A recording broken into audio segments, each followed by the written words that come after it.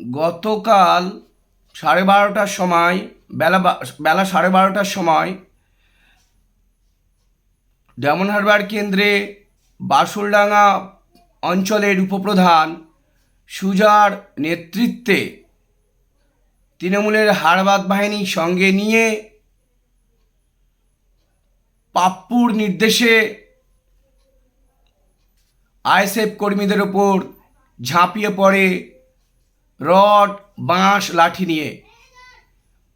প্রচুর আইএসএফ কর্মীদের হতাহত করে।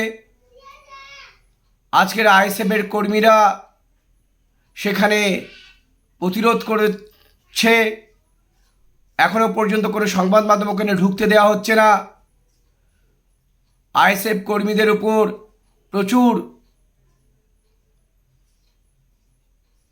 আক্রমণ করেছে পাপ্পুর নির্দেশে তৃণমূলের অঞ্চল প্রধান সুজা এবং তার হারমাত বাহিনী।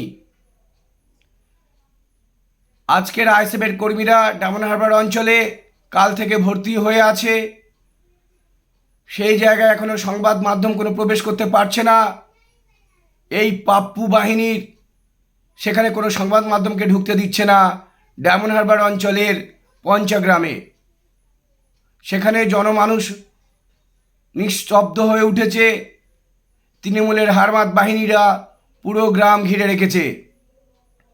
আমি কলকাতার বুদ্ধিজীবীদেরকে বলছি, আপনারা আসুন, আইএসএফকে বাঁচান।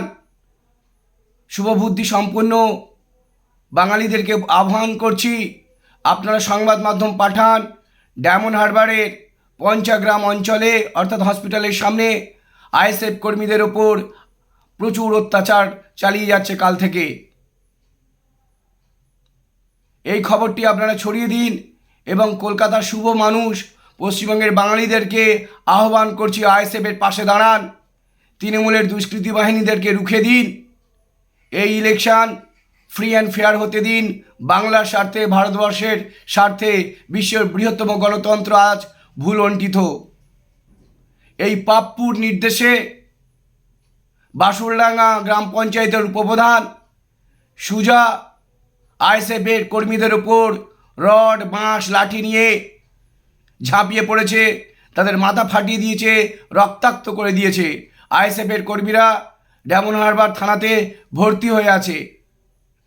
সেখানে কোনো সংবাদ মাধ্যমকে ঢুকতে দেওয়া হচ্ছে না। এই পাপ্পু বাহিনীরা, এই তৃণমূলের হারমাত বাহিনী আটকে রেখেছে সংবাদ মাধ্যমকে। এই সন্ত্রাস সৃষ্টি করছে পাপ্পু বাহিনী, অর্থাৎ অভিষেকের নির্দেশে বাসুলডাঙ্গা অঞ্চলের উপপ্রধান সুজা ও তার হারমাত বাহিনী নিয়ে আইএসএফের প্রতিটি কর্মীদের ওপর হত্যালীলা চালাচ্ছে। আমি মনে করি একটা গণহত্যা শুরু করেছে তৃণমূলের সুপ্রিমো মমতা ব্যানার্জির পরোক্ষ মদতে ও ভাইপো অভিষেক ব্যানার্জির পরোক্ষ মদতে।